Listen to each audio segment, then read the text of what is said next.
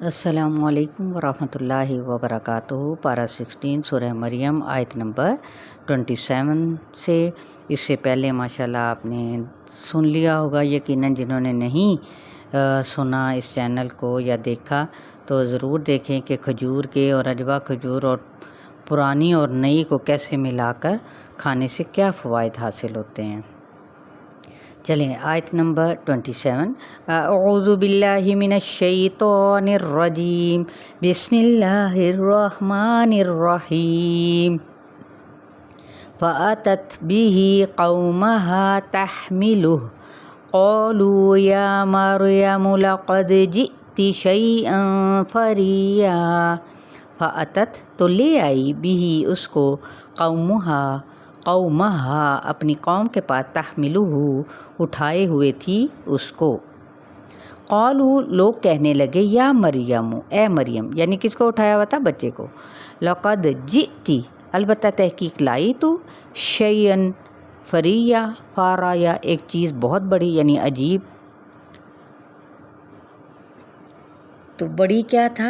بری حرکت، یہ کیا انہوں نے اس سے مراد لیا؟ یہ بچہ جو اٹھا کر لائی ہو یہ کیا لے کر آئی ہو؟ یا اخت ہارون ما کان ابوک امرأ سوء وما کانت امک بغیا۔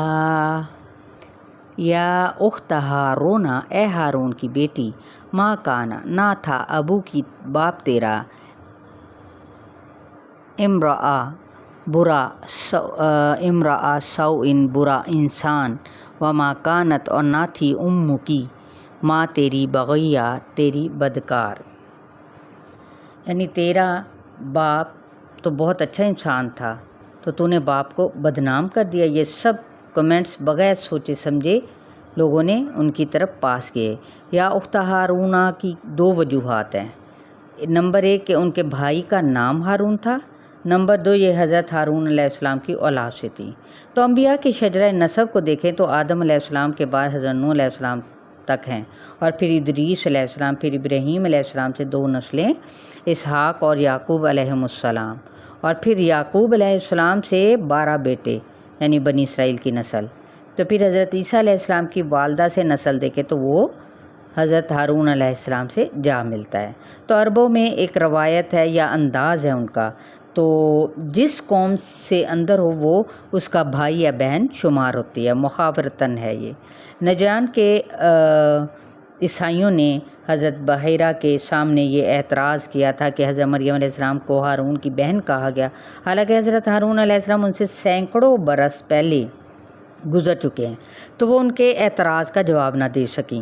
تو انہوں نے نبی صلی اللہ علیہ وسلم کے سامنے آ کر یہ بات سنائی کہ آپ صلی اللہ علیہ وسلم نے فرمایا کہ تم نے یہ جواب کیوں نہ دیا کہ بنی اسرائیل پہلے اپنے نام انبیاء اور صلحاء کے نام پر رکھتے تھے۔ حضور صلی اللہ علیہ وآلہ وسلم سے اس ارشاد سے یہ بات پتہ چلتی ہے کہ یہ بات کر کے، یعنی کیا بات پتہ چلتی کہ یہ بات کر کے ان کے اعتراضات دور کر دیے۔ اب آگے چلتے ہیں۔ فَأَشَارَتْ إِلَيْهِ قَالُوا كَيْفَ نُكَلِّمُ مَنْ كَانَ فِي الْمَهْدِ صَبِيًّا۔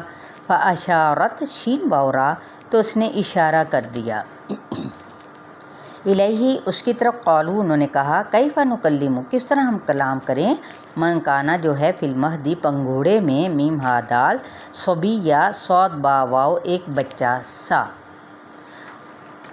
قال انی عبد اللہ آتانی الکتاب وجعلنی نبیا۔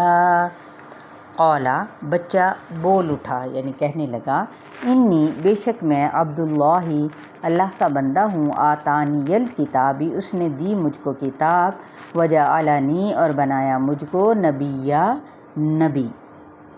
پتہ چلتا ہے کہ ہونا تو یہ سب آئندہ تھا، یعنی نبوت اور کتاب کا ملنا۔ وَجَعَلَنِي مُبَارَكًا أَيْنَمَا كُنتُ وَأَوْصَانِي بِالصَّلَاةِ وَأَوْصَانِي بِالصَّلَاةِ وَالزَّكَاةِ مَا دُمْتُ حَيًّا۔ وَأَوْصَانِی وَوصا دیا اور تاکید کی مجھے بالصلاۃ نماز کی، والزکوٰۃ اور زکوٰۃ کی، ما دمت دال واو میم جب تک میں رہوں، حیا زندہ۔ تو بابرکت یعنی ہر چیز میں بھلائی ہی بھلائی دی، مراد ہر چیز میں مجھے زیادتی دی، جہاں کہیں بھی میں ہوں، دنیا میں ہوں یا آسمان میں یا دوبارہ ہوں، میں ہر جگہ مبارک ہوں۔ وَبَرًّا بِوَالِدَتِی وَلَمْ يَجْعَلْنِی جَبَّارًا شَقِیًّا۔ وَبَرًّا بِوَالِدَتِی، یہاں پر اقلاب کا قاعدہ ہو رہا ہے، چھوٹا میم اوپر دیکھیں گے آپ، اور آگے با اپنی شرط کو پورا کر رہا ہے، اور نیک سلوک کرنے والا اپنی والدہ کے ساتھ، وَلَمْ يَجْعَلْنِی اور نہیں بنایا مجھ کو، جباراً متکبر، شقیّا بدبخت۔ یعنی ماں والدہ کا ذکر کیوں کیا گیا؟ کیونکہ باپ تھے ہی نہیں، والدین کی نافرمانی کر کے مجھے بدبخت نہیں بنایا۔ وَالسَّلَامُ عَلَيَّ يَوْمَ وُلِدتُّ وَيَوْمَ أَمُوتُ وَيَوْمَ أُبْعَثُ حَيًّا۔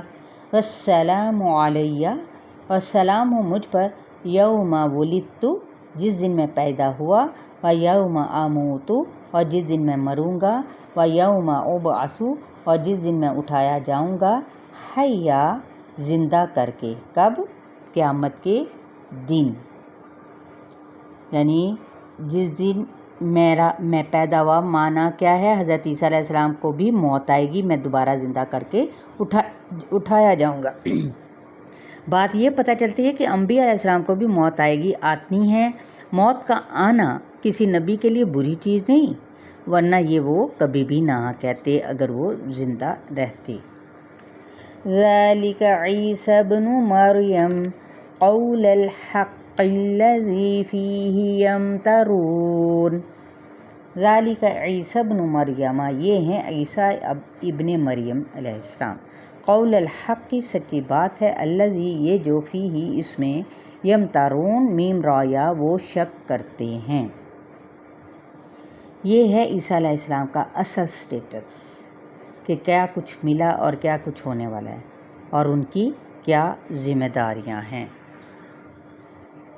ما کان للہ ان یتخذ من ولد سبحانہ اذا قضى امرا فانما یقول له کن فیکون۔